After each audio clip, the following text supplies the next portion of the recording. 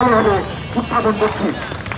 সেই সাথে গতকালকে আমাদের যে ভাই এবং বোনেরা আহত হয়েছেন এবং এখনো হাসপাতালে কাতরাচ্ছেন তাদের প্রতি গভীর সমবেদনা জ্ঞাপন করছি এবং তাদেরকে আমি আশ্বাস দিচ্ছি আমরা তাদের সাথে আছি। সংগ্রামী সমাবেশ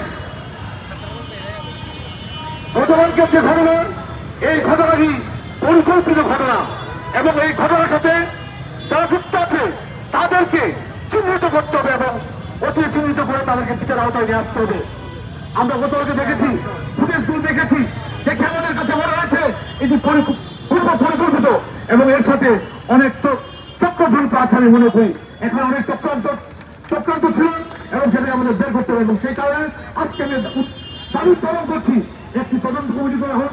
সেই তদন্ত কমিটির মধ্য দিয়ে এই প্রকৃত ঘটনার যাতে বস্তুনিষ্ঠ তথ্যগুলো যাতে বেরিয়ে আসে সেই জন্য আমি জোরালো আহ্বান জানাচ্ছি। সংগ্রামী সমাবেশ আপনারা দেখেছেন আমাদের ভাই বোনদের উপরে গতকালকে কিভাবে হামলা হয়েছে এবং কিভাবে তারা নির্দয়ভাবে এবং পরিবর্তিত ভাবে তাদের উপর হামলা করছে এবং আমরা দেখেছি একটু দুঃখজনক আর কি হতে পারে।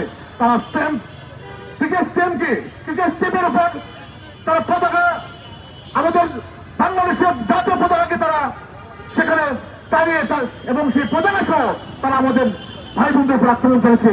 এর চেয়ে দুঃখজনক, এর থেকে লজ্জার আর কিছু হতে পারে না বন্ধুরা আমি মনে করি। সেই কারণেই এই ঘটনার অবশ্যই সুস্পষ্ট তদন্ত করে তাদেরকে শাস্তির আওতায় নিয়ে আসতে হবে এবং অচিরেই তাদেরকে শাস্তির আওতায় নিয়ে আসতে হবে। সঙ্গে সাথে বন্ধুগণ, আমরা আশা করিনি আমাদের উপর এই ধরনের হামলা হবে। জুলাই গণঅভ্যুত্থানের মধ্য দিয়ে যে নতুন সরকার এসেছে, যে কমিটমেন্ট নিয়ে সরকার আজকে রাষ্ট্র পরিচালনা করছে এবং যে কমিটমেন্ট নিয়ে জুলাই গণঅভ্যুত্থান হয়েছিল, যে চেতনা জুলাই অভ্যুত্থান আছে এবং যে চেতনার মধ্য দিয়ে একটি অভ্যুত্থান ঘটনার মধ্য দিয়ে একটি সরকার, একটি অন্তর্বর্তীকালীন সরকার প্রতিষ্ঠিত করা হয়েছে, তাদেরকে দায়িত্ব দেওয়া হয়েছে, তারা জনগণের ব্যান্ডেড দিয়ে তারা সেই রাষ্ট্র গ্রহণে এসেছে এবং তাদের ব্যান্ডেড ছিল তারা এই রাষ্ট্রকে